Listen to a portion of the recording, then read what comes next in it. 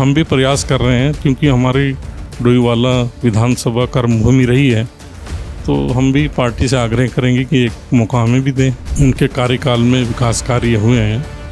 निश्चित रूप से मैं चैलेंज के साथ कह सकता हूं कि इतने विकास कार्य कभी नहीं हुए जितने 4 साल में हुए। डोईवाला की जिम्मेदारी मुझे सौंपी थी एज ए OSD की। कार्यकर्ता जो है बताते हैं कि महत्वाकांक्षा होना तो सबके मन में लाजमी है। बिल्कुल, जो कार्यकर्ता कई सालों से पार्टी के लिए काम करते हैं, स्वाभाविक रूप से उनके मन में आता है। सबको लगता था कि ये मुख्यमंत्री जी की विधानसभा है, यहाँ छोटा सा प्लॉट ले लो तो एकदम हमारी सड़कें भी हो जाएंगी, बिजली के खंभे भी लग जाएंगे, पानी की लाइन भी लग जाएगी।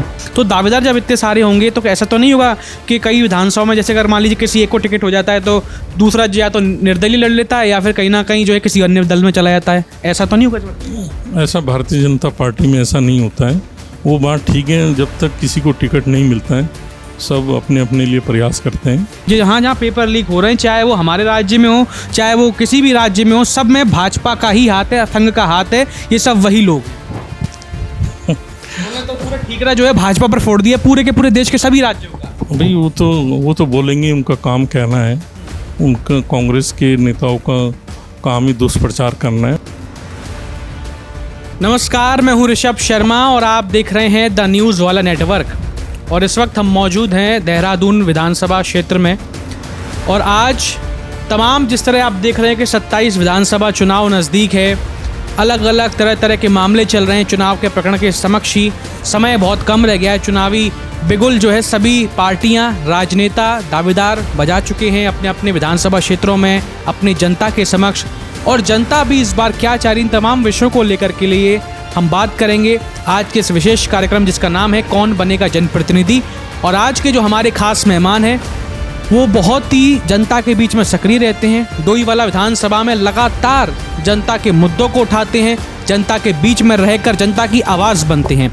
इस वक्त वो राज्य मंत्री हैं, उपाध्यक्ष मीडिया सलाहकार समिति में धीरेन्द्र सिंह पवार जी, जो कि हमारे समक्ष बैठे हुए हैं। नमस्कार सर, स्वागत है आपका आज के इस कार्यक्रम में। जैसा कि सबसे पहले सवाल मेरा यही होगा कि आप लगातार डोईवाला विधानसभा की जनता के बीच में सक्रिय रहते हैं, तो क्या इस बार जनता जो है मन बना चुकी है वापस डोईवाला विधानसभा में बदलाव करने? देखिए, सबसे पहले तो मैं आपका चैनल को बहुत बहुत धन्यवाद करना चाहता हूँ। और दूसरा, जो आपने डोईवाला की बात कही, वहाँ पर हमारे भारतीय जनता पार्टी के माननीय विधायक जी बृजभूषण केरोले जी बहुत अच्छा काम कर रहे हैं। और निश्चित रूप से जो वहाँ कार्यकर्ता हैं, जो विधानसभा की जनता है, वो बेहतर बता पाएंगे। जैसे कि अगर हम बात करें कि डोईवाला विधानसभा ने एक नहीं दो मुख्यमंत्रियों को दिया प्रदेश को, ये बात आप भी मानते हैं, जानते हैं, तो क्या जिस तरह से डोईवाला विधानसभा का विकास और अच्छे से होना चाहिए था भाजपा कार्यकाल में, आपको लगता है कि शायद अगर थोड़ा सा और बेहतर हो सकता है अगर कुछ बदलाव हो जाए? देखिए, जो हमारे माननीय मुख्यमंत्री त्रिवेंद्र सिंह रावत जी वहाँ से विधायक बने थे, उन्होंने क्षेत्र की जनता को आश्वासन दिया था कि आप मुझे जिताएंगे तो मैं इस विधानसभा का चौमुखी विकास करूंगा और उत्तराखंड की अच्छी विधानसभा, आदर्श विधानसभा इसे मैं बनाऊंगा। उसी के परिणाम स्वरूप वो मुख्यमंत्री बने। वो मुख्यमंत्री क्योंकि वो पूरे प्रदेश के मुख्यमंत्री थे, तो उन्होंने डोईवाला की जिम्मेदारी मुझे सौंपी थी एज ए OSD की। तो जितने भी उनके कार्यकाल में विकास कार्य हुए हैं, निश्चित रूप से मैं चैलेंज के साथ कह सकता हूँ कि इतने विकास कार्य कभी नहीं हुए जितने 4 साल में हुए। अक्सर हाँ, यही लोग बताते हैं कि जब वो कार्यकाल की हम बात करते हैं तो उस कार्यकाल में बेहतर विकास हुए। अगर हम बात करें, अभी 27 विधानसभा भी नज़दीक है। पिछली बार भी आप लगातार जनता के बीच तो कई वर्षों से सक्रिय हैं डोईवाला विधानसभा में। आप पिछली बार दावेदार भी थे और कहें कि निश्चित रूप से आप ही को मौका शायद पार्टी देना चाह रही थी, लेकिन अगर हम बात करें पिछली बार वो मौका ना मिल पाया। लेकिन हाँ, इस बार अगर हम बात करें, अगर पार्टी हाईकमान आपको मौका देता है डोईवाला विधानसभा की जनता के समक्ष उनके हितों के लिए काम करने का, तो क्या लगता है कि आप किस तरह से देखेंगे? देखिए, हम पिछली बार तो दावेदार नहीं थे। वो बात अलग थी कि जब जो हमारे माननीय मुख्यमंत्री जी जब उन्होंने वहाँ से विधानसभा चुनाव नहीं लड़ने का निर्णय लिया, उसी के परिणाम स्वरूप हमने अपना पक्ष रखा पार्टी फोरम पे कि अगर जो वो चुनाव नहीं लड़ रहे हैं तो मुझे मौका देना चाहिए, क्योंकि एज ए ओजरी मैंने बहुत काम कराए हैं, कार्यकर्ताओं के काम कराए हैं और घर घर में हमने कोशिश की है कार्यकर्ताओं को सम्मान देने की। तो निश्चित रूप से जो 2026-27 में जो विधानसभा के चुनाव होंगे तो हमारी इच्छा है कि हम भी डोईवाला से विधायक का चुनाव लड़ें। और आपको मालूम होना चाहिए कि महत्वाकांक्षा तो होनी चाहिए कार्यकर्ता में। कार्यकर्ता जो है बताते हैं कि महत्वाकांक्षा होना तो सबके मन में लाजमी। बिल्कुल, जो कार्यकर्ता कई सालों से पार्टी के लिए काम करते हैं, स्वाभाविक रूप से उनके मन में आता है।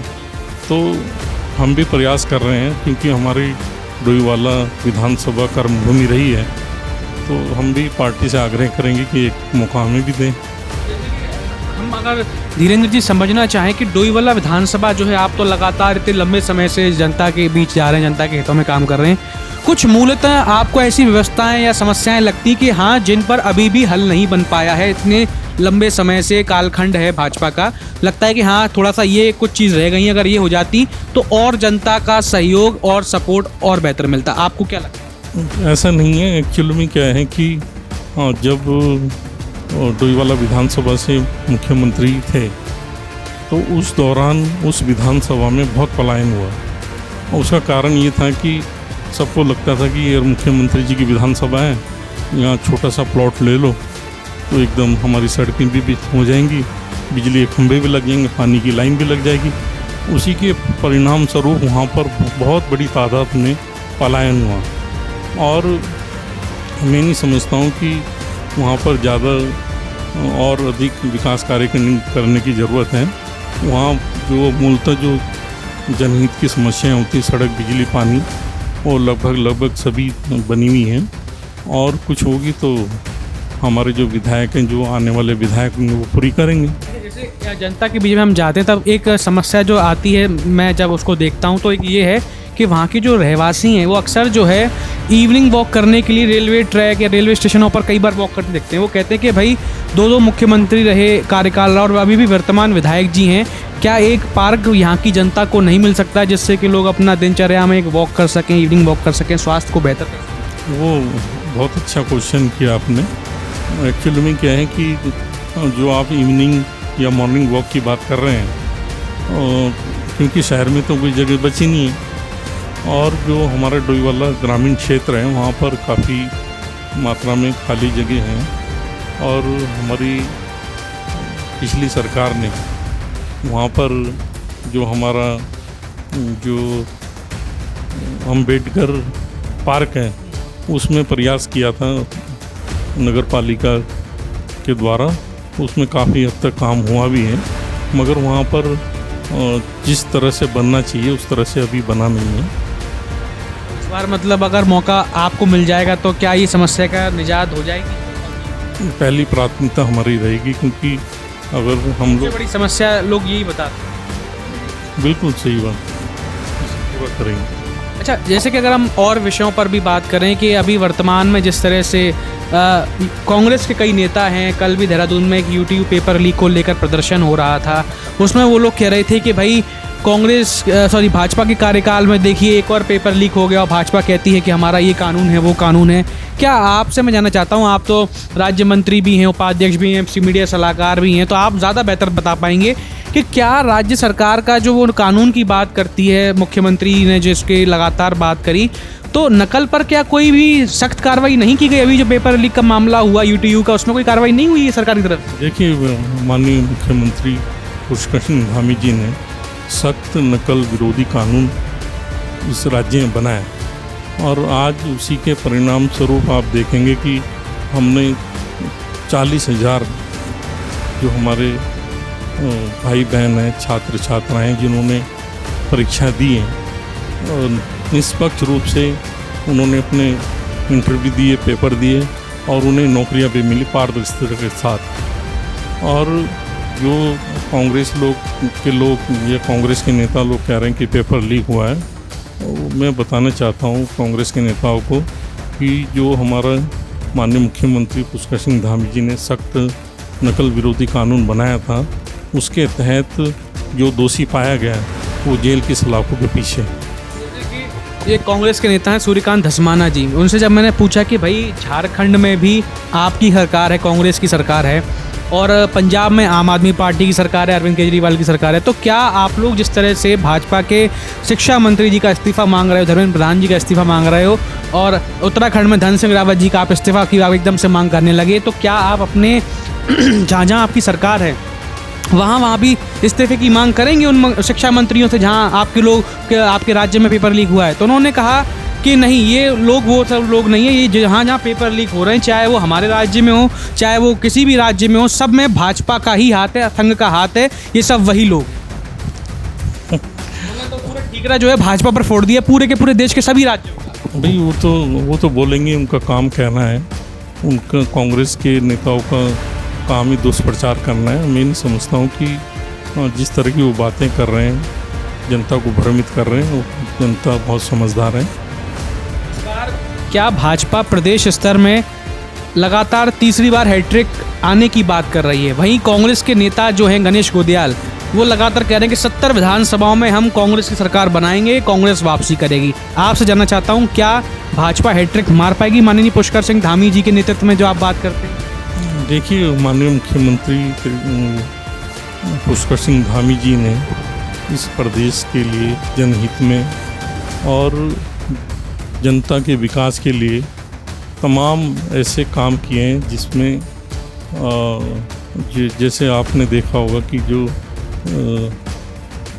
समान नागरिक संहिता कानून लाने वाला पहला राज्य है। दूसरा, जो सख्त भू कानून, सख्त नकल विरोधी कानून, और आपने देखा होगा कि जो मदरसा बोर्ड यहाँ पर कई सालों से चला आ रहा था, उसे माननीय मुख्यमंत्री पुष्कर सिंह धामी जी ने भंग कर एक अल्पसंख्यक शिक्षा प्राधिकरण बनाया, जिससे जो अल्पसंख्यक समाज के जो बच्चे थे उन्हें आधुनिक शिक्षा नहीं मिल पा रही थी। उसका भी विशेष ध्यान माननीय मुख्यमंत्री जी ने रखा। उसी को ध्यान में रखते हुए प्राधिकरण का गठन किया, जिससे जो अल्पसंख्यक समाज के जो बच्चे हैं उसे आधुनिक शिक्षा मिल सके। दूसरा, जो दंगा विरोधी कानून, ऐसे तमाम कानून हमारे मुख्यमंत्री पुष्कर सिंह धामी जी ने बनाए हैं।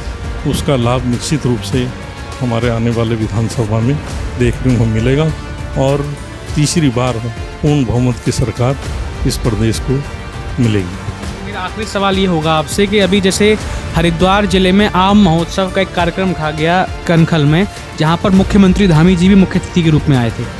उन्होंने खुले मंच से एक बात कही कि भाई इस बार जो है जनता को स्पष्ट कर देते हैं, कार्यकर्ताओं को स्पष्ट कर देते हैं, पिछली बार जो जनपद हरिद्वार में नुकसान हुआ वो इस बार नहीं होना चाहिए, क्योंकि कुछ आपसी मतभेद पिछली बार हो गए थे, या कहें कि भाजपा में ही कुछ अंदरूनी कलह थी। उसके बाद उन्होंने इस बार स्पष्ट सबको कर दिया कि आप सबसे मैं वादा लेना चाहता हूँ कि जिसके नाम पर सिंबल मिल जाएगा, जिसके पर्चे पर ठप्पा लग जाएगा, सब लोग उसके साथ खड़े होंगे और चुनाव जितवाने का काम करेंगे।